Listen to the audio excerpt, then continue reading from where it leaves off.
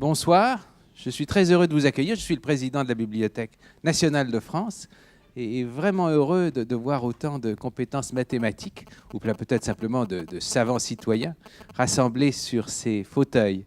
On nous croit parfois spécialistes dans la littérature et dans l'histoire. Eh bien, il n'en est rien. Nous avons de magnifiques collections concernant les sciences exactes. Je ne sais pas s'il faut dire exactes, disons exactes.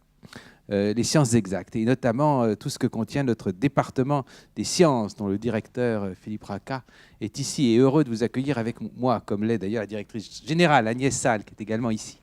Oui, nous sommes très, très heureux d'être en partenariat, bien sûr, avec la Société mathématique de France, avec la revue Tangente et avec notre chère France Culture, qui j'imagine doit être représentée ici quelque part. Nous avons souhaité que ce cycle soit consacré à l'extrême compétence des orateurs. Vous avez proposé de parler de l'écrit et des mathématiques. J'imagine que c'est une façon de faire un pont entre un certain nombre de livres non savants qui sont ici et votre compétence. Je voulais simplement, en quelques phrases, vous exprimer ma satisfaction de vous voir ici, ma gratitude pour votre venue et l'espoir, à vrai dire, je n'en doute pas, que cette séance, comme les 3 suivantes, vous soit riche en informations et en satisfaction intellectuelle et affective. Et je me hâte de passer la parole à Martin Andler, qui est mon vieil ami. Martin. Merci, Monsieur le Président. Je vais présenter le cycle. Un texte, un mathématicien. En mathématiques, bien plus que dans les autres sciences, les textes, livres, articles, lettres ou manuscrits jouent un rôle essentiel. D'une certaine manière, l'activité des mathématiciens consiste à produire des textes, selon un critère de validité qui est évidemment aussi rigoureux que spécifique. Les bibliothèques sont notre premier outil de travail. Les textes importants le restent longtemps et ont un intérêt qui n'est pas seulement historique. Nous sommes ici à la Bibliothèque nationale de France, la bibliothèque, et c'est dans ce cadre que nous proposons ce cycle de 4 conférences dans lesquelles, à chaque fois, un mathématicien parlera de la manière dont un texte l'a inspiré dans son travail. La BNF n'est pas un territoire familier pour les scientifiques et en particulier pour les mathématiciens. Il est vrai que pendant une très longue période, l'ancienne Bibliothèque nationale a négligé ses collections scientifiques, sauf la production française, naturellement par le biais du dépôt légal. Mais cette période est révolue et nous ne le savons pas. Qui sont les chercheurs en mathématiques qui utilisent le Rez-de-Jardin, pourtant abonné à 270 revues mathématiques et qui compte 6500 ouvrages avancés en mathématiques? Pour un public plus large, les enseignants, les élèves et tous ceux qui s'intéressent aux mathématiques, le Haut-de-Jardin propose en libre accès 4000 ouvrages et 20 périodiques. Une petite exposition y est actuellement présentée en rapport avec la conférence d'aujourd'hui. La série qui commence aujourd'hui est le fruit d'une année de travail en collaboration avec la Société mathématique de France et la BNF, en particulier son département sciences et techniques. Je voudrais remercier la BNF et son président, Jean-Noël Jeannet, de leur accueil, et nos interlocuteurs directs du département sciences et techniques, Philippe Racah, Catherine Veil, Joël Poelet, ainsi que François Nida, qui est le grand maître en manifestation. Je remercie également France Culture et son émission Science Culture et le magazine Tangente, qui sont partenaires du cycle. L'objectif général de ces conférences, qui s'adresse bien sûr à des non-mathématiciens en priorité, est de montrer, dans un lieu inhabituel pour nous, un mathématicien au travail. Nous commençons aujourd'hui par Ramanujan, ou plus exactement par la correspondance entre Ramanujan et Hardy. Cette histoire, la rencontre de 2 hommes, rencontre d'abord épistolaire, n'est pas aussi connue qu'elle pourrait. Et c'est pourtant une histoire incroyable et chargée d'émotions. Mais je ne veux pas déflorer le sujet, simplement signaler qu'une pièce de théâtre, Partition, d'Ira Hauptmann, en parle admirablement et qu'elle fera l'objet d'une lecture par de grands acteurs le 23 mai prochain. En principe, il doit être... donc à l'Institut Henri Poincaré. Don Zagier est né en Allemagne. Il a fait ses études universitaires aux États-Unis, puis en Angleterre, obtenant sa licence à 17 ans et son doctorat à 21 ans. Il a enseigné dans des universités un peu partout dans le monde, aux États-Unis, au Japon, en Europe. Il est maintenant professeur à l'Institut Max Planck à Bonn, ainsi qu'au Collège de France, où il est titulaire de la chaire de théorie des nombres. Ses travaux portent notamment sur la théorie des fonctions modulaires. Comme on le verra dans un instant, il a une grande affinité pour les mathématiques de Ramanujan. Je passe la parole à Don Zagier. Merci.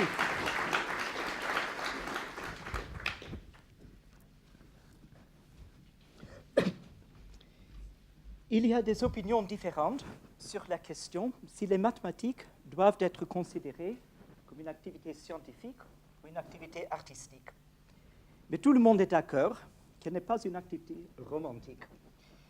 Il y a une exception, enfin il y a quelques exceptions dans l'histoire des mathématiques, mais une dont je veux parler aujourd'hui, c'est l'histoire d'un génie autodidacte, presque inconnu même dans son propre pays, qui a osé écrire une lettre à l'un des mathématiciens les plus éminents de son époque, l'histoire de la réception chaleureuse et généreuse que cette lettre a reçue, la collaboration féconde qui en résultait, et enfin l'histoire de la glorieuse dernière lettre de notre génie, écrite au milieu d'une période de maladie, de dépression, juste avant sa mort prématurée, mais qui malgré tout cela rayonne encore aujourd'hui, peut nous fasciner, éblouir par les mathématiques qu'elle contient. Donc je voudrais vous présenter un peu ces deux personnes, l'histoire de leur rencontre et aussi, dans la mesure du possible, les mathématiques dont il s'agit.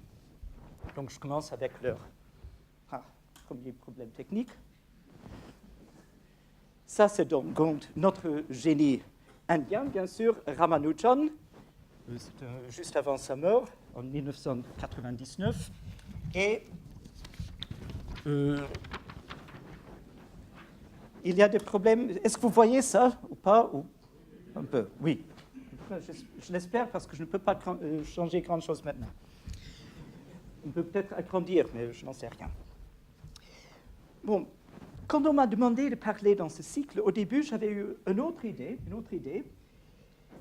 Le cycle s'intitule « Un texte, un mathématicien ». J'ai voulu le modifier un peu et parler de 3 textes, un mathématicien. Le mathématicien aurait été Hardy, que voilà, à gauche. Et les textes, 3 ouvrages qui ont beaucoup marqué, enfin qui ont beaucoup influencé ma carrière personnelle et je crois beaucoup de mes collègues. Celle-là, celui-là et celui-là. Alors, le premier, c'est l'introduction que je peux absolument conseiller aux jeunes parmi vous, aux lycéens, s'il y en a, j'espère. L'introduction à la théorie des nombres que Hardy a écrit avec E.M. Wright. Moi, je l'ai reçu comme prix de concours quand j'avais 14 ans. Je passais alors une année scolastique en Angleterre, dans le Public School Winchester, c'est la même école où Hardy a été élève, et que lui, il a détesté. Moi, j'ai assez bien aimé. Et j'ai reçu ce prix pour un concours bien reçu. Je n'étais pas du tout impressionné parce que l'année avant, aux États-Unis, j'avais reçu, pour un concours de la même envergure, j'avais reçu un prix de $1000 vers mes études universitaires, une bourse, et j'ai trouvé qu'un prix qui valait 2,5 livres, ce n'était pas grand-chose. Mais j'avais absolument tort parce que la bourse, évidemment, elle est oubliée depuis longtemps, elle n'a rien changé à ma vie. Mais ce livre-ci, c'est un livre magnifique, très très clairement écrit avec l'entrain, la clarté mathématique pour laquelle Hardy était célèbre. C'est un livre qui explique justement un niveau accessible à un bon lycéen, mais toutes les profondeurs de la théorie du nombre, mais de façon totalement élémentaire et pourtant sans cacher le côté profond ni sans simplifier quoi que ce soit. Toutes les démonstrations sont là, sont complètes. Il y a 400 théorèmes. On devient mathématicien en lisant ce livre si on le fait assez jeune. Le deuxième livre, c'est A Mathematician's Apology, aussi un livre magnifique dont il ne semble malheureusement pas exister une traduction en français, je ne sais pas pourquoi. C'est un livre sui generis, un livre pas du tout comme les autres, une sorte, comme il dit, une apology, une justification de la vie d'un mathématicien théorique. Pourquoi est-ce qu'on fait ça? De quoi est-ce qu'il s'agit? Il explique donc dans ce livre à des non-mathématiciens ce que c'est que les mathématiques, mais aussi la psychologie, la philosophie, pourquoi un mathématicien le fait. C'est un livre très personnel, parfois assez triste, parce que l'une des thèses qui est présentée dans ce livre, c'est que la période créatrice, enfin un mathématicien ne peut être vraiment créateur que pendant sa jeunesse. Hardy l'a écrit vers la fin de sa vie, et donc il est convaincu qu'il n'aura jamais plus la joie de découvrir des grandes choses, et donc il a une certaine tristesse sous-jacente. Mais c'est un livre magnifique, très très intéressant. Le troisième, c'est la biographie, justement, écrite par Hardy, la biographie de Ramanujan. Et ce livre dont j'ai fait la connaissance quand j'étais très jeune m'a fasciné à cause justement de la vie de Ramanujan. Ce n'est pas une biographie dans le sens usuel, parce que des 12 chapitres, il y a un seul qui est consacré à la vie et 11 qui sont consacrés aux mathématiques de Ramanujan. Donc c'est plutôt un texte mathématique, mais c'est quand même un livre aussi très joli. Donc si j'avais parlé de ça, j'aurais parlé de ça, mais j'ai choisi ne pas parler des œuvres brillantes de ce mathématicien intellectuel et très établi qui était Hardy, mais de l'autre, de Ramanujan, et de ces deux lettres gauches mal écrites, enfin, il ne pouvait presque pas exprimer ce qu'il voulait dire, mais qui ont eu une influence peut-être encore beaucoup plus grande sur le développement des mathématiques jusqu'à nos jours. Bon, je ne peux pas du tout vous raconter la vie et la biographie de Ramanujan, je n'ai pas le temps, mais en tout cas, je préfère vous le présenter de la même façon que lui, il s'est présenté à Hardy, justement dans sa célèbre première lettre en 1913. Il avait à l'époque donc 25 ans. Il faut que je trouve mes transparents. Enfin, vous avez déjà vu cette lettre, elle était projetée derrière M. Antler tout à l'heure. Alors voilà la même chose, le début de la première lettre. Et l'histoire, la réaction de Hardy quand il a reçu cette lettre est aussi célèbre, je vais la raconter un peu. Hardy l'a racontée à plusieurs reprises, et C.P. Snow, à l'introduction à cette Mathematician's Apology, l'a repris. Alors ici, vous pouvez lire en même temps un peu la description des réactions de Hardy. Alors, je voudrais que vous vous mettiez dans la place de M. Hardy. Quand vous recevez donc cette lettre, vous êtes donc un mathématicien très très célèbre, anglais, ça c'est difficile à imaginer peut-être, et vous recevez un beau jour un livre qui commence, comme vous le voyez, cher monsieur, je me permets de vous me présenter comme un employé dans la comptabilité du bureau maritime de Madras avec un salaire de seulement 20 livres par an. Ça ne fait pas très confiance comme début de lettre mathématique. Et puis après, il explique qu'il a 23 ans, qu'il n'a pas eu de formation mathématique quelconque, mais que les mathématiciens de son entourage, enfin du coin, qualifient ses résultats de saisissants. Alors, la lettre continue avec un très grand nombre de formules. Vous avez vu quelques-unes tout à l'heure, derrière M. Antler. Voilà quelques-unes à la main et d'autres plus lisibles dans le forme imprimée. Alors, mais ça continuait comme ça pendant 12 pages. Il y a quelque chose comme 120 ou 150, d'après comment on compte, théorèmes dans cette lettre, sans aucune explication, un résultat après l'autre. Alors, imaginez votre réaction. La première, c'est sans doute de jeter cette chose à la poubelle, parce que comme chaque mathématicien connu, vous recevez assez fréquemment des lettres de demi-fous qui, qui sont convaincus d'avoir fait une grande chose en mathématiques, qui sont épris des mathématiques, mais qui n'en comprennent rien du tout et qui écrivent des choses un peu quelconques. Donc, vous auriez envie de le jeter à la poubelle, et si vous le faisiez, vous auriez réagi comme deux de vos collègues, comme on l'a découvert après. Donc, Hardy n'était pas le premier mathématicien célèbre qui a reçu cette lettre. C'est le premier qui a réagi. Mais après, quand même, vous commencez à re-regarder cette lettre à un certain vous ne savez quoi, et vous dites, ça vaut peut-être la peine de demander l'avis de mon ami Littlewood. Alors, juste avant, j'avais l'histoire, je ne voudrais pas que vous lisiez en même temps que je parle, c'est impoli, mais en tout cas, il est là.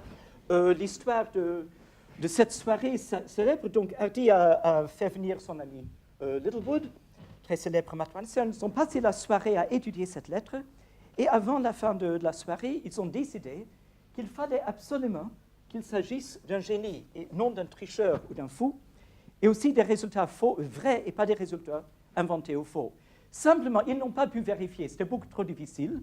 Quelques-unes, ils ont reconnu, mais la grande majorité étaient des choses qu'ils n'avaient jamais vues. Mais comme ils ont expliqué après, d'avoir l'imagination d'écrire des choses comme ça. On peut s'imaginer un génie qui le fasse, mais un tricheur ou un fou de ce niveau-là, ça ne peut pas exister. Donc forcément, ces formules étaient vraies parce que personne n'aurait l'imagination de les inventer sinon. Alors voilà donc le début de cette histoire, comment ça s'est passé. Alors Hardy a fait venir Ramanujan en Angleterre, c'était assez compliqué, il a envoyé son ami Neville à Madras, qui a su surmonter tous les obstacles qu'il existait, y compris des problèmes religieux, etc., qu'au début Ramanujan ne voulait même pas venir, mais en fin de compte, il est venu. Et une collaboration intense s'est développée entre ces deux hommes, Hardy et Ramanujan. Une collaboration qui est devenue célèbre donc, dans l'histoire des mathématiques. C'était donc une période très fructueuse, mais en même temps très malheureuse pour Ramanujan, qui ne s'est jamais habitué du tout à la vie en Angleterre. Tout d'abord au climat, on comprend, et deuxièmement à la nourriture anglaise. Bon, vous riez, mais c'est parce que vous êtes français. Son problème, ce n'était pas du tout la qualité de la nourriture, c'était le fait que lui, il était végétarien, il n'arrivait pas à manger quoi que ce soit. Il ne voulait manger donc que des fruits, et donc il est en plus tombé très malade, sa santé en a beaucoup souffert. Il aurait voulu, malgré cette amitié merveilleuse avec Hardy, malgré les résultats qu'ils ont obtenus, qu'il a rendus célèbres, malgré tous les honneurs qu'on lui a donnés, il est devenu en 1918, par exemple, Fellow of the Royal Society et aussi Fellow of Trinity. C'était le premier Indien à avoir ces honneurs, c'était contre l'opposition raciste de beaucoup des collègues, mais il est devenu. Malgré tout cela, il était malheureux, il voulait rentrer. Il ne pouvait pas, bien sûr, à cause de la Première Guerre mondiale. Et donc, il est resté en Angleterre de 1940 en 1918. Il était très malheureux. Il a fait 1914, oui. Merci, 14 jusqu'à 18, mais vous connaissez les dates de la Première Guerre mondiale. Il a fait une tentative de suicide en 1918. Il se jetait devant un métro. Il était sauvé par miracle. Il est donc rentré début 1918 en Inde. Quelques mois après, il a écrit la célèbre dernière lettre merveilleuse sur laquelle je reviendrai plus tard, qui est la deuxième moitié de mon titre. Donc voilà le début de la dernière lettre et un petit extrait de la lettre dans son écriture. Il a envoyé donc cette dernière lettre dont je vais parler après. Les gens de la Bibliothèque nationale vont être fâchés en se demandant comment moi j'ai pu avoir ça, parce que personne n'a réussi à trouver l'original de la lettre. Et justement, ça n'existe pas, ce n'est pas l'original, c'est dans les cahiers de Ramanujan, et c'est ce qu'il a écrit comme brouillon. Mais c'est quand même exactement le même texte, et la même écriture, et même la signature. Il a quand même essayé pour être sûr qu'il se souvenait de son nom. Donc, dans son cahier, on trouve donc la lettre même signée, qui est un peu bizarre. Donc voilà, un peu de mots, l'histoire. Je mets un tableau chronologique pour que vous voyez toutes les dates dont j'ai parlé. Alors, dans le temps qui me reste, je voudrais parler un peu des mathématiques dont il s'agit, mais j'espère à un niveau qui sera au moins partiellement compréhensible, même si vous êtes totalement non mathématicien. Donc, tout d'abord, je voudrais dire quelque chose de la collaboration entre Ramanujan et Hardy. Hardy, en français peut-être. Je prends juste un résultat, l'une de leurs découvertes les plus célèbres. Il s'agit du problème de déterminer ce qu'on appelle le nombre de partitions d'un nombre. C'est un problème qui remonte à Euler, donc au XVIIIe siècle. Une partition d'un nombre, par exemple d'un nombre n, c'est un groupement de n objets dans de petits groupes. Donc, je vous le montre sur un transparent. Si je prends donc la question, c'est de calculer le nombre qui s'appelle P de n, qui sera le nombre de telles partitions. Et une partition, c'est un groupement de n objets. Donc, par exemple, si n est égal à 5, vous avez 5 objets, 5 petits poids, enfin comme vous voulez, et vous pouvez les grouper. Une possibilité, c'est 5 groupes d'un individu chacun, donc 5 différents, puis 3 groupes d'un et un groupe de ensemble, puis 1, 1 et 3, 1, 2 et 2, 1 et 4, 2 et 3 et 5. L'autre ne compte pas, on peut mettre les petits objets comme on veut, mais il y a exactement cette façon de grouper. Donc ça, c'était facile, aucun problème. Et on peut continuer exactement de la même façon. Donc voici pour 1, 2, 3, 4, pas 5 parce que je viens de le faire, et 6. Donc par exemple, P de 6, le nombre de partitions du nombre 6, c'est 11 parce qu'il y a exactement 11 façons de décomposer 6. Je les ai listées, 1 plus 1 plus 1, 6 fois, 1 plus 1, 4 fois et 2, jusqu'à la fin 3 plus 3 ou bien 6. Donc c'est très facile, mais il est assez évident que si vous continuez comme ça pour un nombre, par exemple pour 200, vous aurez beaucoup de mal, sans vous tromper, à compter directement toutes les partitions. Si je vous montre la valeur, vous voyez que ça ne va pas marcher à la main, parce qu'il y en a 3 billions, 4 billions presque, 3 billions 972 milliards. Non, non, billions. Non, billions. Je m'excuse, c'est moi le théoricien de nombres, c'est le public. En anglais, c'est des billions, donc j'avais réfléchi très longtemps, mais ce sont des billions, vraiment. Il y a un millier de milliards, croyez-moi, je les ai comptés, justement pour éviter cette erreur-là. Bon, alors, mais je suis ravi que vous fassiez aussi soigneusement attention pour voir si c'est des billions ou des milliards.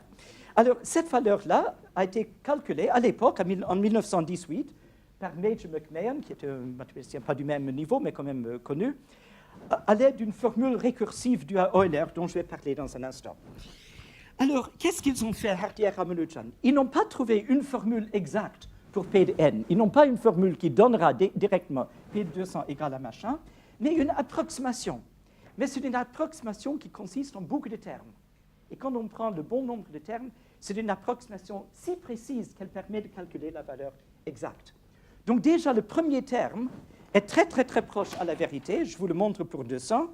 Donc, l'approximation de Hardy et Ramanujan, dans ce cas-là, déjà le premier terme est égal à ça. Et si je vous montre les premiers 8 termes et leur somme, vous voyez que le premier terme, l'erreur n'est que 36 000. Le troisième, après que vous avez pris 2 termes, le suivant, ce n'est que 87. Donc, vous êtes presque arrivé. Et ce qui est vraiment étonnant, et même eux, ils n'ont pas cru leurs yeux quand ils ont vu ça, si on prend ici, par exemple, 8 termes, le bon nombre de termes, l'erreur totale pour ce nombre gigantesque n'est que 0,004. Donc, ce n'est pas une formule exacte, mais étant donné qu'on sait que le nombre est un entier et qu'on sait que l'erreur est au plus 0, quelque chose, on sait que c'est la valeur. Donc, c'est une approximation si précise qu'elle permet de calculer. Alors, juste si vous aimez voir, il y a aussi des mathématiciens ici, ou si vous aimez voir les formules compliquées, je vous montre la formule exacte pour le premier terme et le deuxième terme de l'approximation de Hardy et Ramanujan. Ce sont des formules compliquées, mais quand même très explicites et pas aussi compliquées que ça. Bon, c'est des choses qui peuvent s'écrire. Et déjà, ces 2 termes-là donnent notre nombre avec une erreur de juste 80, ce qui est vraiment assez remarquable. Alors, c'est tout ce que je veux dire de leur collaboration, parce que mon thème aujourd'hui, ce n'est pas les mathématiciens de Hardy et Ramanujan, c'est les mathématiques de Ramanujan tout seul, surtout dans ces 2 lettres à Hardy. Mais même là, comme je l'ai dit, dans sa première lettre, il y a 120 théorèmes, donc je ne peux pas parler non seulement pas de tous ces théorèmes, mais pas de tous ces domaines. Il y a une quinzaine de domaines différents. Il parle des fractions contenues, des intégrales définies, de toutes sortes de choses. Je ne prends qu'un domaine, c'est les formes modulaires. Je vais expliquer dans un instant plus ou moins de quoi il s'agit. Et c'est mon domaine de travail, donc je les aime beaucoup. Et je vais essayer un peu de vous expliquer ce que c'est qu'une forme modulaire, et ça va nous amener aussi à la dernière lettre qui donne une sorte de forme non modulaire, mais très proche. Donc, une forme modulaire, c'est quoi? C'est un objet mathématique qui a deux aspects, 2 visages différents. Un visage visible et un visage caché. Le visage visible, c'est ce qu'on appelle une Q-série. Et l'idée d'une Q-série, c'est très très simple. On a une suite de nombres auxquels on s'intéresse. Par exemple, tout à l'heure, on avait les nombres P de n. J'ai fait une petite liste. J'aurais pu les mettre en forme de table. Donc, P de 6, c'est 11. P de 200, c'est ce nombre de 4 billions. Je pourrais faire une table, mais si on le fait différemment, on prend une Q-série. Ici, ça s'appelle P de Q. Et P de Q, si vous n'êtes pas du tout mathématicien, le petit q, on l'oublie, c'est juste de la comptabilité, c'est juste pour savoir où on est. Donc, si je mets 7q puissance 5, ça veut dire uniquement que dans ma table, le nombre numéro 5 aurait été 7. Et ce nombre-là veut dire que c'est une autre façon plus compacte et plus maniable d'écrire. Donc, dans certains cas, par exemple dans celui-là, si on modifie très légèrement, cette fonction P de Q, on peut modifier, est ce qu'on appelle une forme modulaire. Donc, une forme modulaire, comme je l'ai dit, a 2 visages. Un visage visible, qui est une telle liste de nombres que tout le monde peut voir, mais de voir les propriétés, de voir une formule pour ces nombres, on ne peut pas. Et c'est à cause du visage caché qu'on arrive à faire ça. Le visage caché, c'est que cette fonction, il faut faire un petit changement de variable, je ne vais pas en parler, q égale à e puissance 2 pi z, cette fonction devient symétrique, mais très hautement symétrique. Alors, je vous rappelle les symétries élémentaires, comme vous les avez vues à l'école. Si on prend la fonction x carré, donc le graphe de x carré, une parabole, il y a une symétrie d'ordre 2, une réflexion. Si on prend la fonction sinus x, il y a une fonction d'ordre infini, mais très très simple. Chaque point sera déplacé, c'est une symétrie par translation. Alors, une forme modulaire a aussi une symétrie, mais c'est une symétrie beaucoup plus subtile. C'est une symétrie que je peux vous expliquer le mieux par un dessin d'Escher, parce que ce dessin est basé sur exactement la symétrie des formes modulaires. Donc ça, c'est le dessin célèbre ange et diable.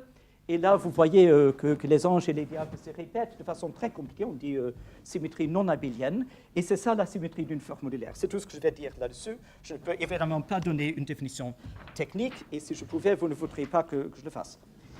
Enfin, je peux d'ailleurs, mais...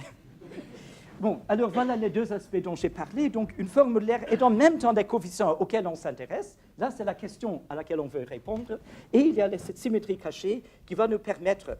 Et comment est-ce qu'on va nous permettre à résoudre des questions concernant ces coefficients? Parce que si on comprend la théorie, et on ne peut la comprendre essentiellement qu'avec ce groupe de symétrie, une fois qu'on a compris cette théorie, on sait qu'on peut associer à une forme modulaire ce que je vais appeler une empreinte digitale. C'est une liste de ce qu'on appelle des invariants, donc des entiers. Je les ai listés ici juste pour avoir les noms, mais ça n'a aucune importance pour ce que je vais dire. Il y a un nombre qui s'appelle le poids, qui est un nombre entier ou demi-entier, un autre nombre qui s'appelle le niveau, qui est un entier, et un certain nombre bien déterminé des termes de cette Q-série, comme tout à l'heure de notre P de Q. Alors, cette empreinte est calculable, c'est-à-dire que pour une forme modulaire, je peux vous dire exactement cette liste de nombres. Et je sais que si deux formes modulaires ont la même empreinte, c'est comme pour des criminels, d'ailleurs aussi pour des gens innocents, si deux personnes ont la même empreinte digitale, c'est que c'est la même personne. Et c'est la même chose pour les formes modulaires. Cette empreinte digitale qui est calculable et qui est finie suffit pour identifier uniquement la forme modulaire. Et donc toutes les identités deviennent triviales. Si vous avez deux formes modulaires et vous avez conjecturé qu'il y a une identité entre les deux, vous n'avez qu'à calculer ces invariants. Si les deux, si c'est différent, évidemment, c'était faux. Et si les invariants sont les mêmes, il s'agissait effectivement de la même chose. Bon, évidemment, j'appelle ça le principe magique. J'aime les mots un peu romantiques, moi aussi. Donc, le principe magique, c'est ça. C'est qu'on arrive juste, en connaissant cette empreinte digitale, cette liste d'invariants, de reconnaître une forme. Évidemment, ce principe magique ne vaudrait rien du tout si les mathématiques ne contenaient pas des exemples de fonctions ou des Q-séries intéressantes, c'est-à-dire arithmétiquement intéressantes. On veut connaître la réponse à la question. C'est-à-dire des coefficients qui contiennent des renseignements arithmétiques intéressants, qui sont en même temps des formes modulaires. Parce que ce n'est que dans cette situation qu'on peut jouer le jeu. Heureusement, ce n'est pas le cas, donc que les mathématiques ne les contiennent pas. Au contraire, il y en a beaucoup. J'ai fait ici une liste partielle. C'est plein de termes bourrés de termes techniques. Il ne faut pas avoir peur, je ne vais pas parler de ça. Mais j'ai listé donc à gauche les noms de certains types de formes modulaires, comme série θ, série d'Eisenstein, Q-série provenant des courbes elliptiques ou des représentations galvasiennes, certaines séries Q hypergéométriques. Et à droite, j'ai indiqué très brièvement de quelle propriété arithmétique de n il s'agit, tel que le nème coefficient, le nème nombre de notre table, va nous donner des renseignements que nous voulons savoir. Et c'est des questions comme comment représenter n comme une somme de carrés, une question qui remonte au grec, une question ultra classique. Le nombre ou bien la somme des diviseurs de n, donc décomposabilité en facteur premier.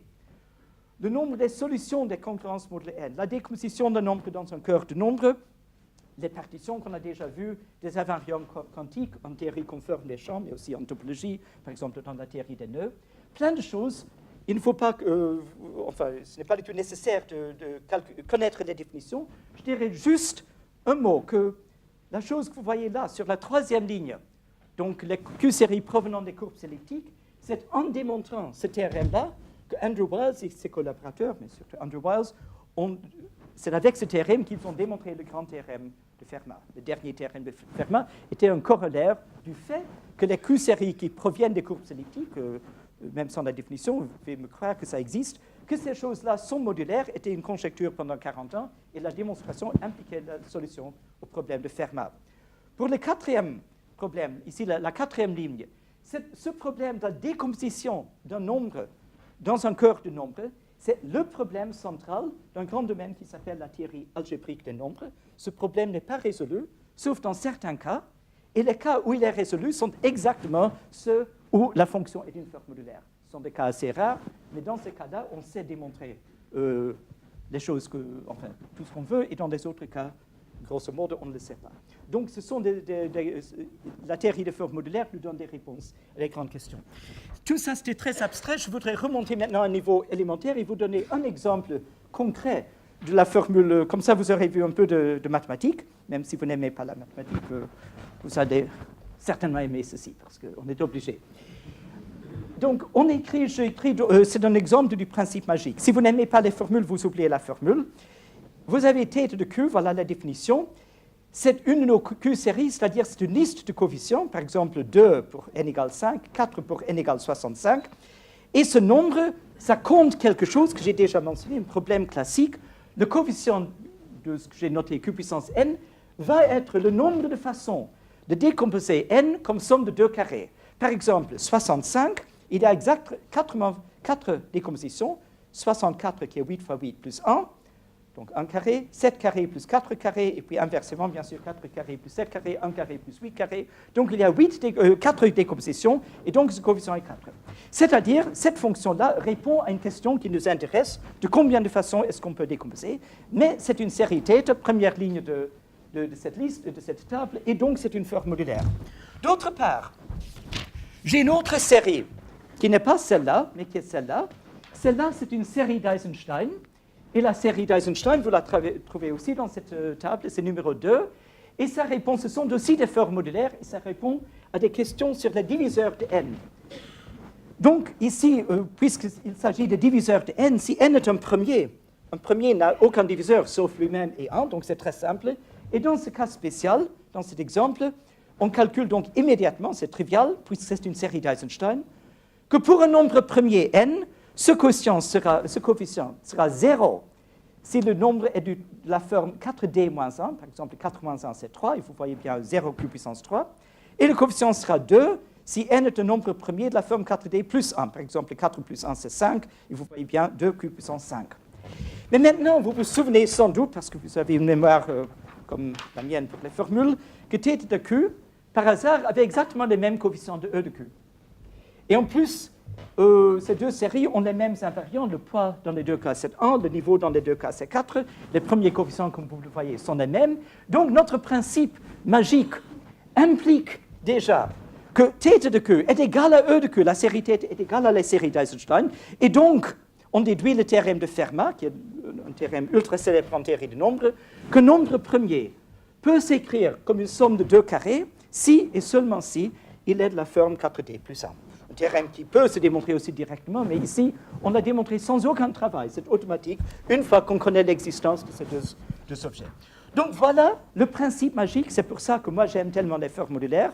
Je suis paresseux et ça vous permet de démontrer des choses profondes sans travailler du tout. Juste le fait que ces choses existent et sont modulaires, et vous laissez votre ordinateur vérifier que les empreintes digitales sont les mêmes, ou vous l'envoyez à la FBI, et puis c'est fait. Donc, alors maintenant, la chose pour moi vraiment remarquable, c'est ceci. Ramanujan, qui a fait des découvertes, c'est allé sans doute très très vite. Au début, quand j'ai montré un extrait de la lettre, de la première lettre, j'ai montré quelques formules de la première lettre, mais j'ai choisi uniquement, sur les 120, j'ai choisi quelques-unes qui ont presque toutes quelque chose à faire avec les formes modulaires. Bien que je vous assure, même si vous étiez spécialiste, ça ne serait pas évident dans quelques cas. Mais tout ça, c'est lié. Donc, Ramanujan a fait des choses avec les formes modulaires, déjà dans sa première lettre et pendant toute sa vie. Mais ce qui est remarquable, il n'a jamais compris profondément ce que c'était. Il n'a jamais utilisé ce que j'ai appelé le deuxième aspect, cette symétrie cachée. Il la connaissait après qu'il est venu en Angleterre. Il y a un travail, un article avec Hardy où ils s'en servent, mais de façon vraiment minimale. Mais ce n'était pas les mathématiques géniales de Ramanujan. Ce qu'il a fait, lui, il a fait juste ce qu'on peut faire au niveau comptabilité, juste avec cette Q-série. Alors, il a joué un jeu qui est 1000 fois plus difficile que le vrai jeu. Il n'était justement pas paresseux. Et il n'aurait eu aucune chance à démontrer des choses intéressantes du tout s'il n'avait pas été le calculateur formel le plus génial de son époque. Enfin, il n'y a que Jacobi et Euler qui peuvent être comparés avec lui. Donc il était tellement plus fort que les autres du côté purement formel, que malgré son handicap de ne pas comprendre, il n'avait pas de connaissances en théorie analytique complexe, il n'a pas vraiment compris ce principe magique, ce principe essentiel, et donc il a démontré des choses magnifiques, il a au moins trouvé beaucoup de choses magnifiques, mais il a raté de trouver les choses vraiment essentielles. C'est les gens qui l'ont suivi, Mordell, Hecke, Eichler, beaucoup d'autres, qui ont vraiment développé une vraie théorie. Lui, il a vu juste trouver des perles ici et là, il n'a jamais compris. Mais j'arrive maintenant à la dernière lettre. La dernière lettre que j'avais, j'espère, où est-ce que je l'ai? Maintenant, je n'ai pas fait attention à garder les... Vous l'avez déjà vu, mais il est très possible que je n'arrive plus à la trouver. J'étais trop bête pour faire 2 copies. Bon, ça c'est la dernière lettre, pas en forme manuscrite, en forme un peu lisible, c'est juste un extrait de la lettre de 5 pages. Et là, il commence, je m'excuse pour ne pas avoir écrit avant, je viens de découvrir une nouvelle classe de fonctions très intéressante et je vous envoie avec cette lettre quelques exemples. Vous voyez bien, quelques exemples, pas une définition. Et il les appelle les mock theta functions. Alors, mock en anglais, c'est un mot assez recherché pour faux ou imitation. Ça peut aussi dire se moquer de quelqu'un, mais c'est plutôt ici imitation, faux. Et theta function, ce n'est pas nos theta fonctions de tout à l'heure, série theta, c'est ce que moi j'ai appelé une forme modulaire, c'était la terminologie de l'époque, ou au moins de Ramanujan. Donc, une mock theta function, c'était une fausse forme modulaire. Et il a compris que là, c'était des fausses, bien qu'il ne savait pas vraiment ce que c'était qu'une vraie. Donc, il a donné en total 17 exemples, ici il n'y a que 4 que vous voyez, de ces fonctions absolument remarquables.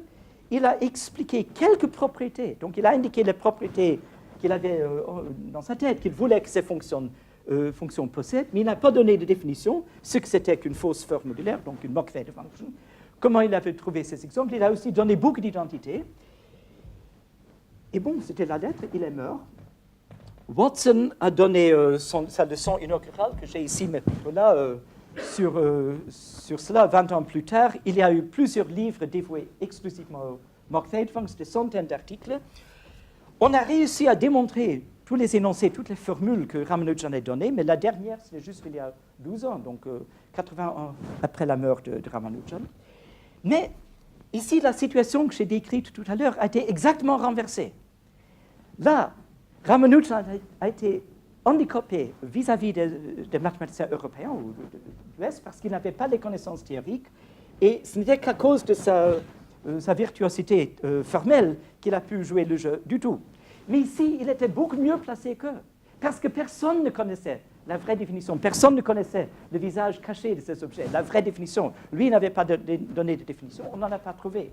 Et donc tout le monde, pendant 80 ans, a été obligé de travailler à la Ramanujan uniquement avec la Q-série, avec des calculs formels et astucieux. Et là, Ramanujan était tellement plus fort qu'eux qu'ils ont mis des décennies, à des mathématiciens nombreux et excellents, pour démontrer les choses que lui, il a trouvées dans quelques mois avant sa mort. Donc la situation a été totalement renversée, et là, c'est lui qui a gagné. Je termine juste en disant que ce n'est pas totalement vrai, parce que... Ah tiens, j'ai parlé plus vite que d'habitude. Donc, je peux me permettre d'aller un peu plus lentement pour la fin. J'étais si sûr que je n'arriverais jamais à cet endroit-ci que je voulais quand même y arriver. Donc, j'espère que je vous ai expliqué un peu la différence entre les deux choses. Il y avait les formes modulaires. La théorie n'était pas développée à l'époque de Ramanujan, sinon Hardy sans doute l'aurait expliqué. Elle était développée immédiatement après la mort de Ramanujan par Mordell, Hecke surtout et d'autres personnes. Mais il y avait quand même beaucoup d'exemples, il y avait une certaine théorie. Là, il a travaillé, comme j'ai dit, sans connaître cet aspect intrinsèque.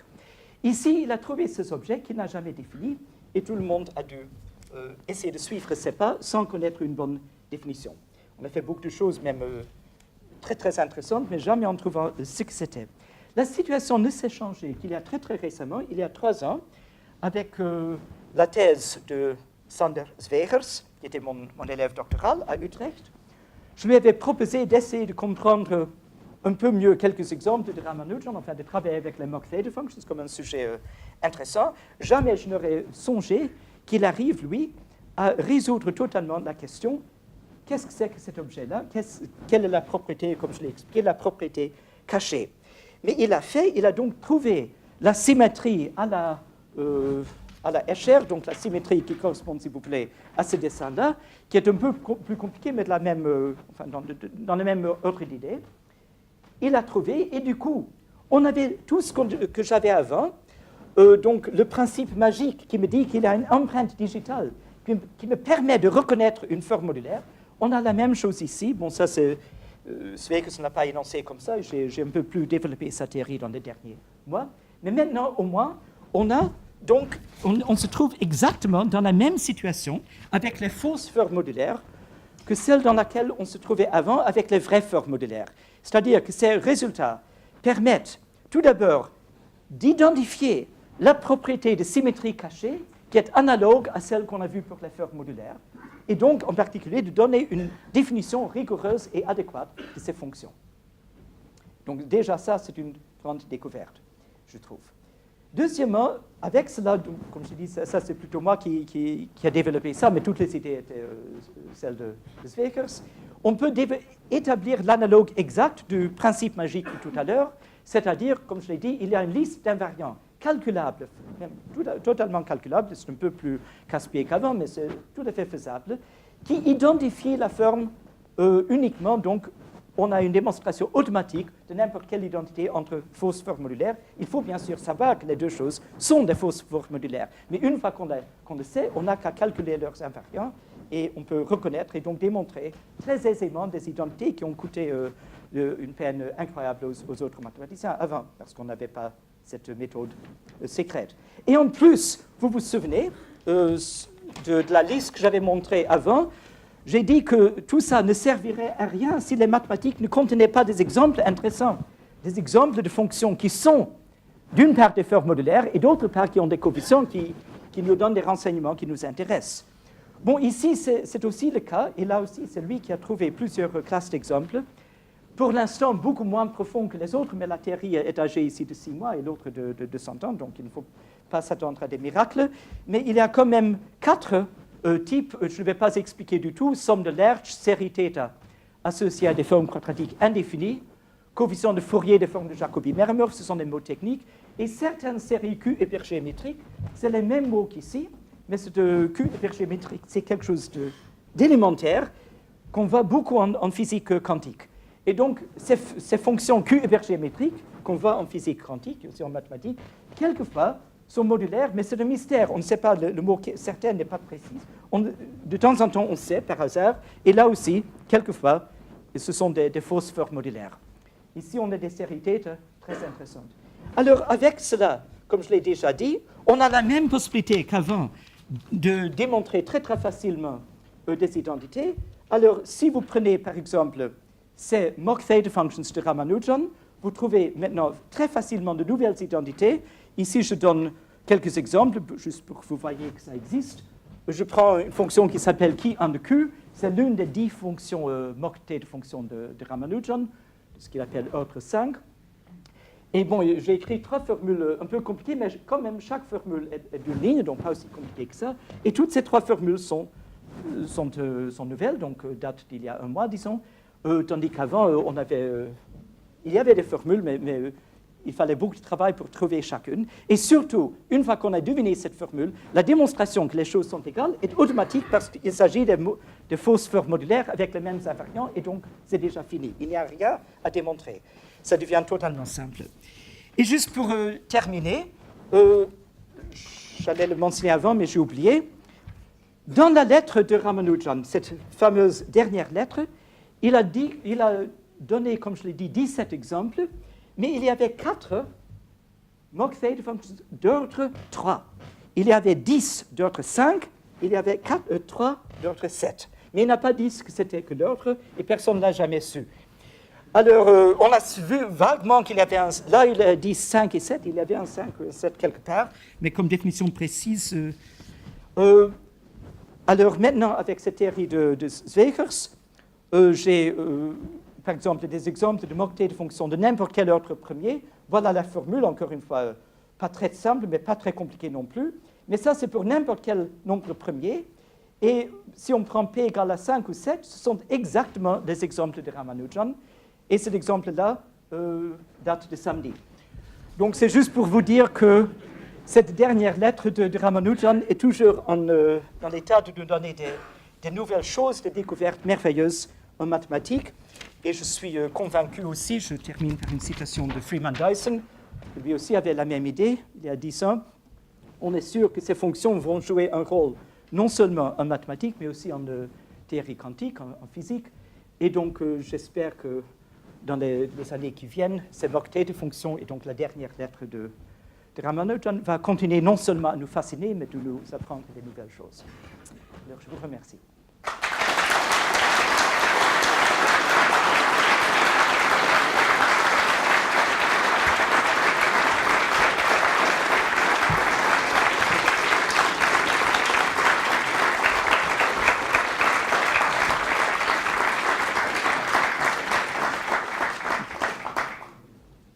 Si j'ai bien compris, on a le droit de poser des questions et c'est même voulu. Donc, oui. La face cachée des formes modulaires classiques est basée sur le groupe de symétrie du plan hyperbolique. Quel est l'objet géométrique analogue pour les fausses formes? Bon, c'est un exposé au niveau, pour les non-spécialistes, c'est une question au niveau des spécialistes. J'y réponds quand même. C'est la même chose. C'est-à-dire, c'est toujours des groupes modulaires, mais il y a plusieurs exemplaires, si vous voulez, du plan géométrique. Alors maintenant, puisque c'était une question technique, je me permets de donner une réponse technique.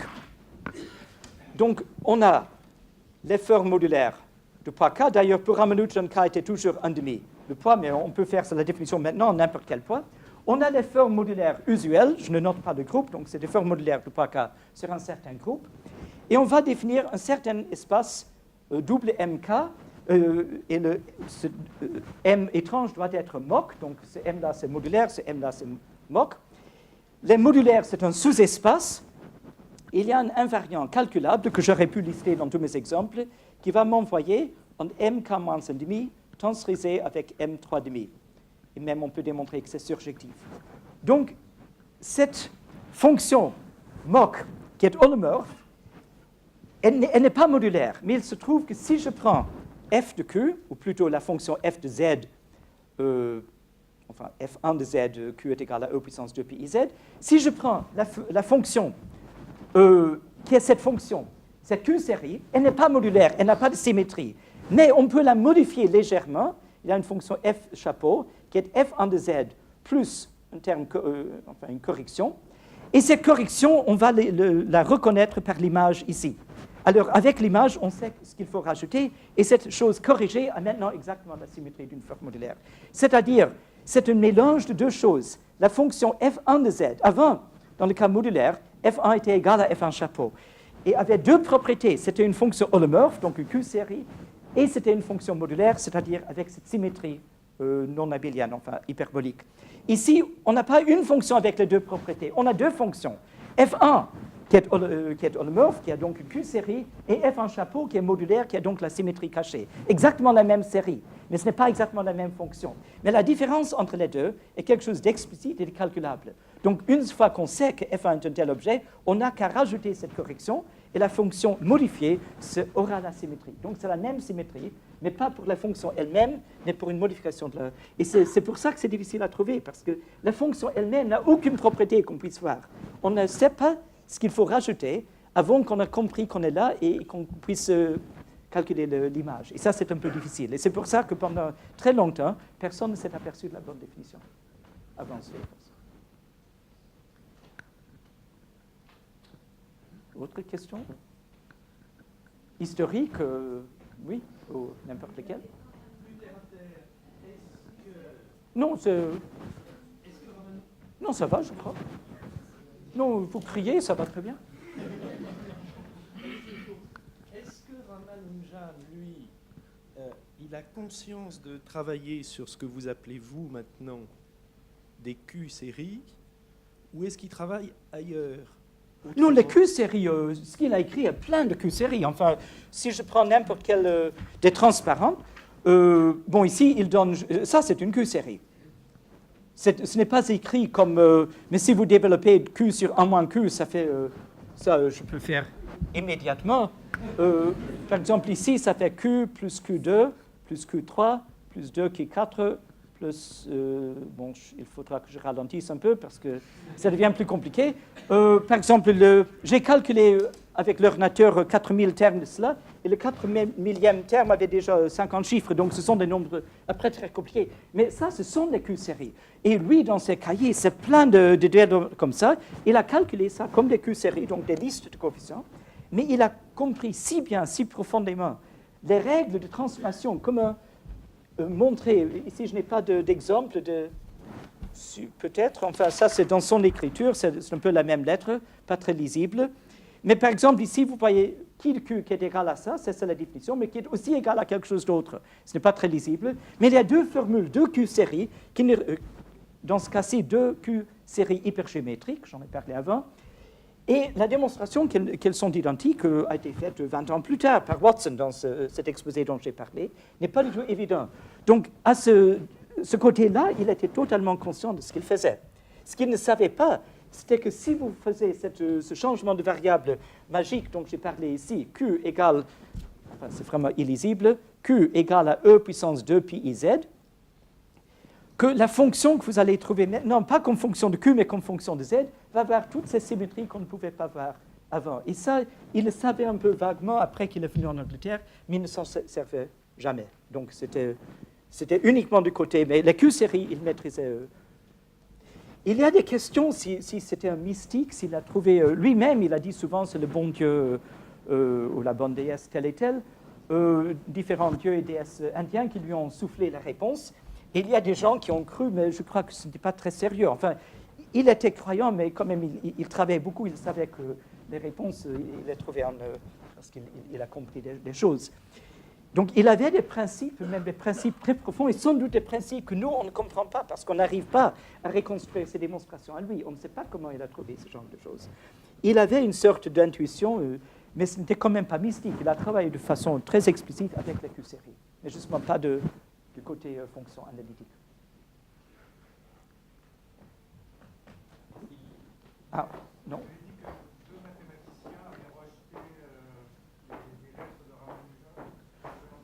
Oui, leur nom, c'est un secret absolu. Ils demandent les deux mathématiciens qui n'ont pas répondu.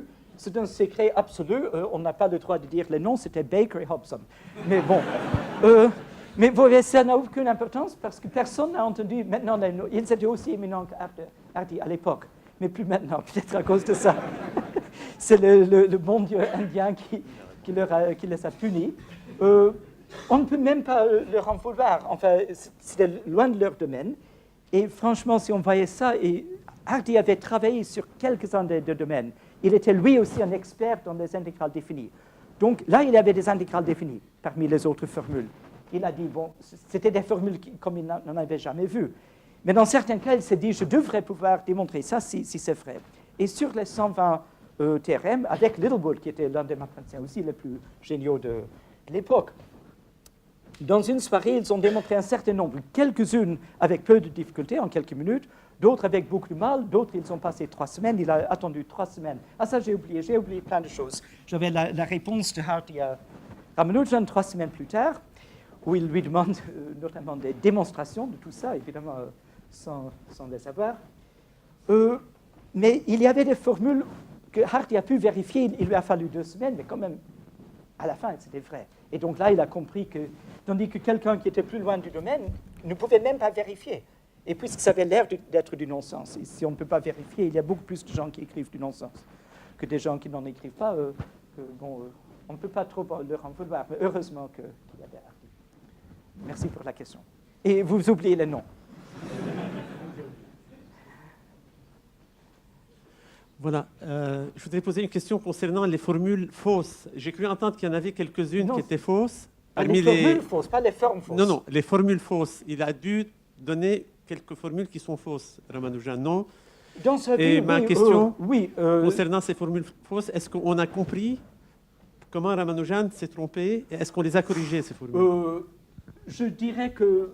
Enfin, je ne suis pas un expert absolu comme Bernd, mon ami Bernd, qui a rédigé les cahiers perdus de Ramanujan en 5 volumes épais. Il a passé 20 ans à faire ça. Je suis beaucoup moins expert, mais je connais quand même assez bien les formules de Ramanujan. Grosso modo, vous pouvez oublier cet énoncé, il ne s'est pas trompé, presque jamais. Sur 6000 formules, il y avait 120 dans la première lettre, mais dans le cahier, dans sa vie, il y avait quelque chose comme 6000 formules. Il y a peut-être une trentaine qui sont fausses comme elles sont. Et c'est très, très souvent une faute bon, pas de frappe, parce que c'était à la main. Enfin, il a mal écrit. Mais évidemment, puisqu'il n'a donné aucune démonstration, si on a une formule qui est fausse, et on ne sait pas quelle serait la formule qui est correcte, on n'a pas la démonstration, il est difficile de deviner ce qu'il a voulu dire. Et dans la plupart de ces cas, même ces 30, j'ai inventé le nombre de 30, mais très, très peu, en général, on a trouvé, mais quelquefois avec beaucoup de peine, parce que comment est-ce que vous allez chercher quel coefficient il faut changer pour que ce théorème qui n'a pas de démonstration devienne vrai? Enfin, c'est difficile. Mais en général, on a trouvé, il y avait un 2 qui aurait dû être un 3, où il a mal copié une signe. Il ne s'est vraiment pas trompé. Il s'est trompé de façon profonde, et ça c'est beaucoup plus intéressant, mais pas dans les formules. Les formules, c'était un génie, vraiment il avait une intuition incroyable. Alors je pourrais demander s'ils ne sont pas rentrés à la maison. Ce qu'on a vu au début, derrière M. Andler. Moi je l'ai peut-être ici. Zut. Pourquoi est-ce que la moitié de mes transparences sont disparues? J'avais la deuxième page de la lettre, ici. La première lettre de Ramanujan, j'avais la première page. Et d'ailleurs, ça a été projeté avant. Bon, peut-être pas la peine si je ne la trouve pas, mais là, il énonce des théorèmes, pas des formules. Et en théorème, il était très faible, il était très bon en formule. Il énonce un théorème sur les nombres premiers inférieurs à x, donc le nombre qu'on appelle pi de x. Et là, il a trouvé la formule sans démonstration rigoureuse, le théorème des nombres premiers, et même quelque chose de beaucoup plus précis. Mais là, il s'est vraiment trompé. Il a énoncé quelque chose qui est plus précis que la vérité. Mais ce n'est pas une formule, elle n'est pas exacte. C'est une formule approximative avec un terme O de quelque chose. Et le vrai O est beaucoup plus grand que lui, il ne le pensait. Hardy en était conscient. Il y a le dernier article là-dessus que j'ai vu, date d'il y a 2 mois, de Peter Murray, qui est à l'Institut Max Planck. On écrit encore des lettres dans quelle mesure c'était vrai ou faux.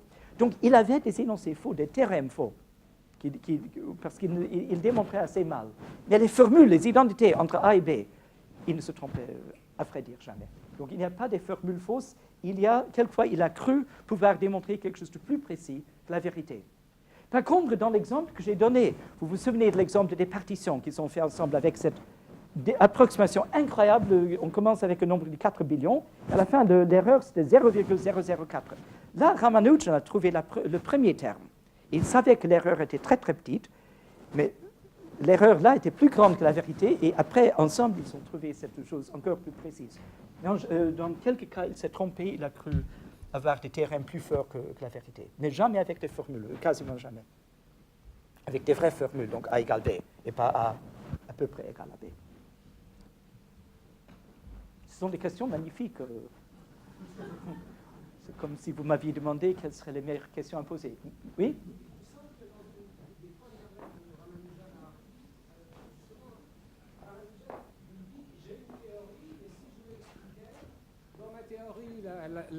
Dans ma théorie, la somme des nombres entiers est égale à moins 1/12, et vous m'enverriez à l'asile. Oui, alors je répète la question parce que vous n'aviez pas le microphone.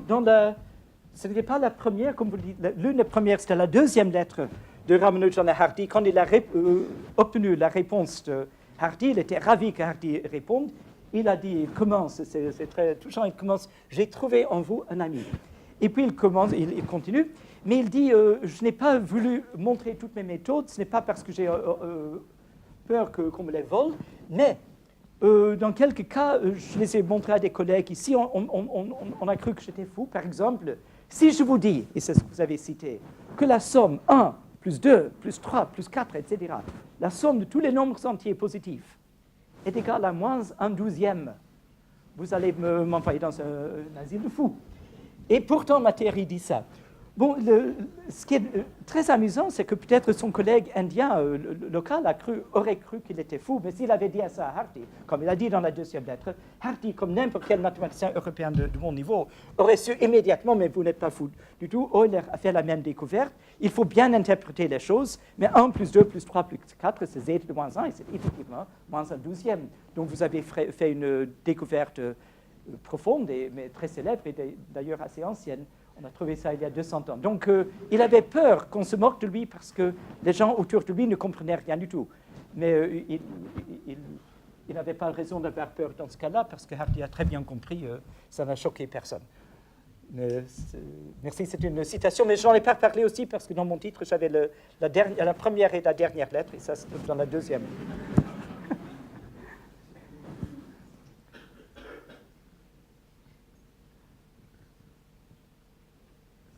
Une question sur la nourriture anglaise ou... Ah.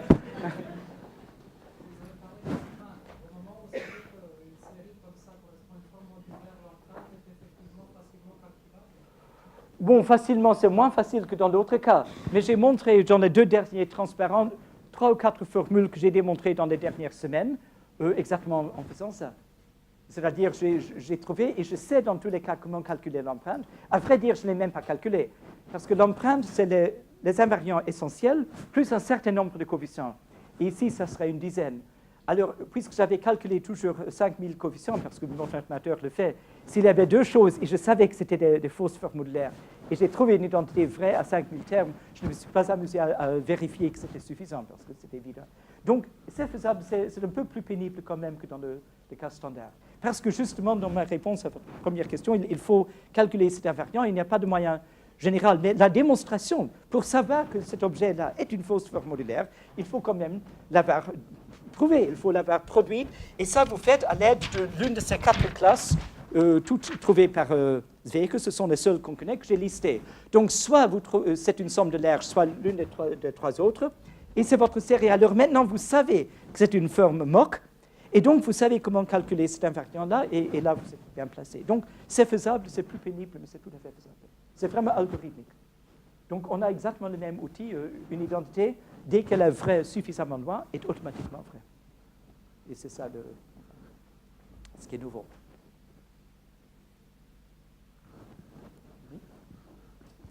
Oui, à propos de la formule 1 plus 1 demi, plus 2, plus etc. égale moins 1 douzième, en fait, il y a un mathématicien anglais qui a répondu à Ramanujan avant, c'est Hill quand même. C'est qui? Hill, H-I-2-L. Oui, alors j'ai commis l'erreur de parler dans la présence d'un vrai expert sur Ramanujan, mais je n'en savais rien.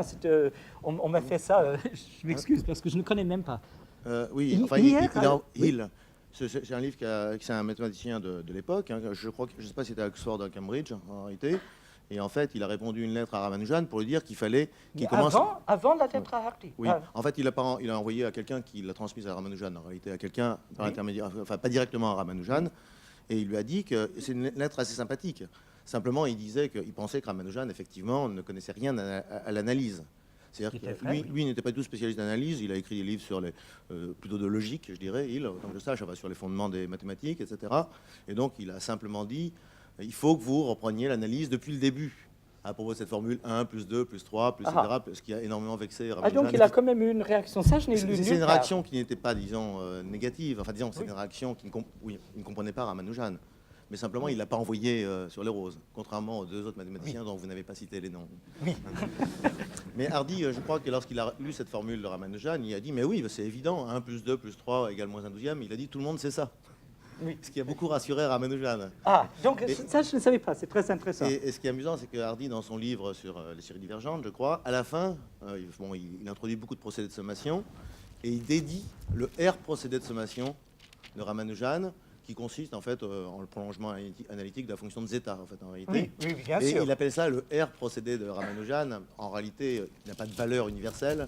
Il lui accorde quand même une petite place en hommage à Ramanujan, davantage que pour la valeur mathématique de ce prolongement, qui était en fait une chose bien connue par les mathématiciens, quoi. Donc ça, c'est assez touchant que Hardy n'ait pas abandonné Ramanujan, même dans un domaine où Ramanujan n'était pas forcément excellent, à savoir la justification, enfin l'analyse complexe pour aller vite, quoi.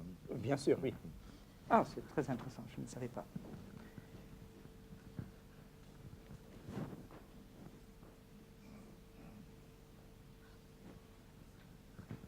lentement, on peut rentrer. Une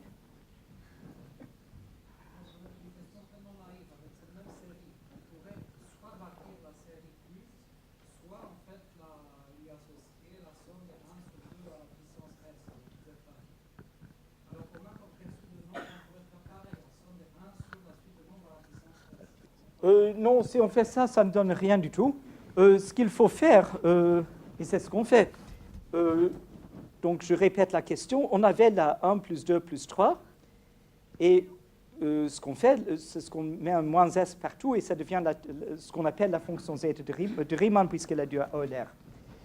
Donc, si j'ai une autre série, il faut, en général, les formules, on pense à mon exemple, les partitions de n. Donc, j'avais fait une petite table.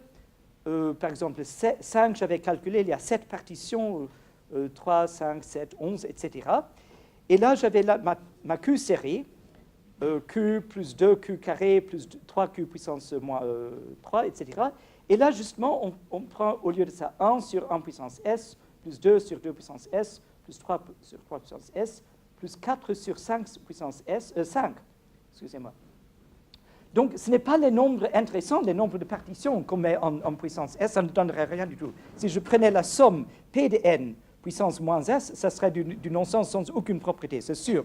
Ce qu'on prend avec la Q-série, ici c'était Pnq puissance n, on prend la série de Dirichlet associée qui est Pn sur n puissance S. Donc, le puissance S est toujours 1 puissance S, 2 puissance S, 3 puissance S. Mais si vous vous souvenez de ma table, des formes modulaires intéressantes qui a disparu, j'avais toujours le nom de la forme, et puis la forme est d'une Q-série. Et donc, le nème coefficient donne des renseignements sur n. Et donc, ce qui compte, ce n'est pas le coefficient, c'est le n. Chaque fois, je l'ai mis en noir, c'est n qu'on veut décomposer en carré, ou regarder les diviseurs, ou les congruences, ou les décompositions, ou les partitions. C'est n, et c'est cet n-là qu'il faut mettre en moins s. Et ça s'appelle la série L de Hecke, associée à une forme modulaire. Et bien sûr, on peut faire la même chose avec une forme mock modulaire, et ça va certainement avoir des propriétés, mais je ne les connais pas encore. Je n'ai pas encore vu comment me servir de cette nouvelle définition pour dire quoi que ce soit d'utile sur cette série L. Mais dans le cas classique modulaire qui contient la fonction z, ça marche à merveille, c'est l'une des choses qu'on fait absolument. Donc, par exemple, ici, je parle de Q-série provenant des courbes elliptiques. En fait, on commence par la S-série avec cette S, qui s'appelle la série S, la courbe elliptique, et la même chose là. Et après, on écrit la Q-série associée. Donc, une très bonne question aussi, mais dans le cas des fausses formes modulaires, je ne sais pas encore si ça va marcher. Je le suppose, mais je ne sais pas comment exactement. C'est tout très nouveau, comme je l'ai dit.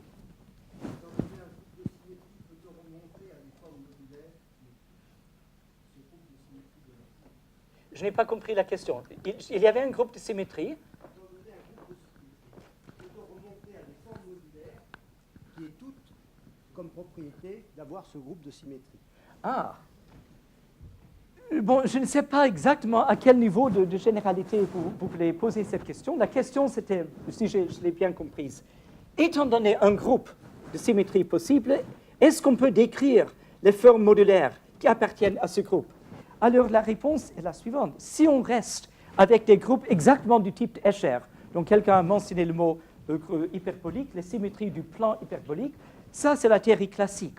Mais ce qu'on fait depuis 50 ans, c'est qu'on regarde aussi des groupes de symétrie, non en dimension 2, donc du plan hyperbolique, mais aussi de l'espace hyperbolique en n dimensions ou d'autres espaces symétriques. Et ce qu'on obtient, c'est ce qu'on appelle la théorie des formes automorphes. Il y a des spécialistes ici, par exemple, ici, plusieurs d'ailleurs. C'est une grande théorie, et l'une des questions, c'est d'analyser en totalité toutes les fonctions qui ont un groupe donné de symétrie. Et là, ce qu'on fait, on change de point de vue totalement. On dit que puisque le groupe est fini, est fixé, je ne regarde pas une formule à la Ramanujan, une seule fonction qui m'intéresse. Je regarde justement, comme dans votre question, la totalité de toutes les fonctions qui pourraient avoir une symétrie donnée, et on les regarde, et ça donne une représentation d'un groupe. Et donc, du coup, on n'est plus en théorie de nombre, on est en théorie de représentation. On a d'autres méthodes très puissantes, mais quelquefois assez disjointes, donc on obtient d'autres renseignements. Souvent, les deux sont utiles. Mais c'est une grande théorie mathématique qui essaie de répondre à cette question.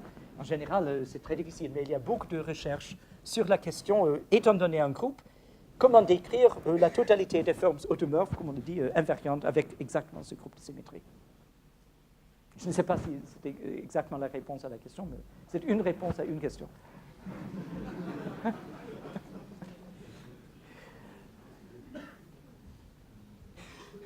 Oui, mais il faudrait peut-être... je ne sais pas jusqu'à quel moment... Je me permets de poser encore une question, mais elle ne sera pas mathématique. Est-ce qu'on connaît bien disons, la partie affective de la vie de Ramanujan en Angleterre? Et puis je veux préciser peut-être un peu ma question. Il me semble que Neville voulait protéger Ramanujan de Hardy. Je me trompe peut-être.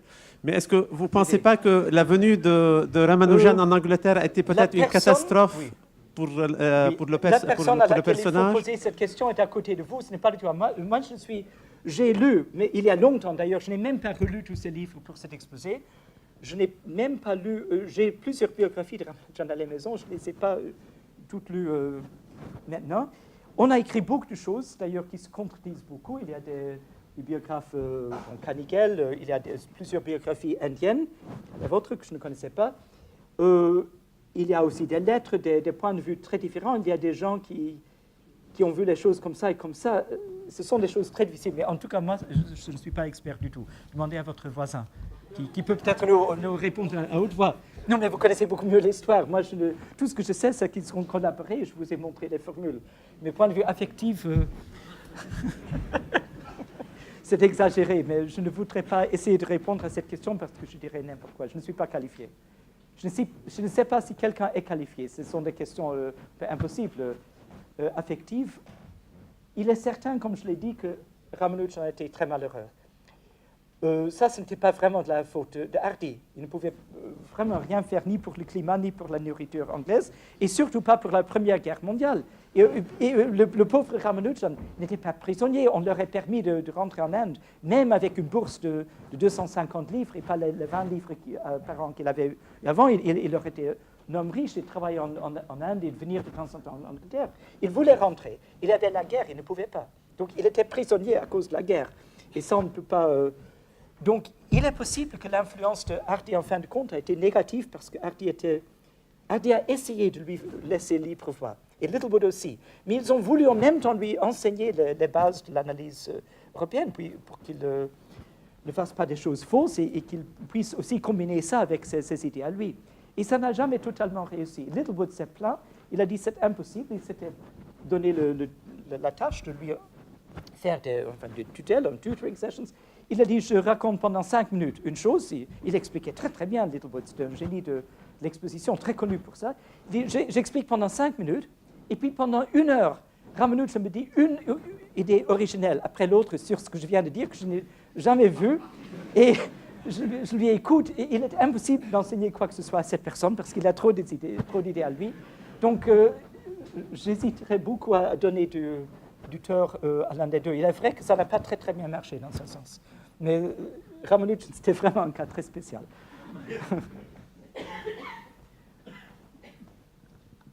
Oui.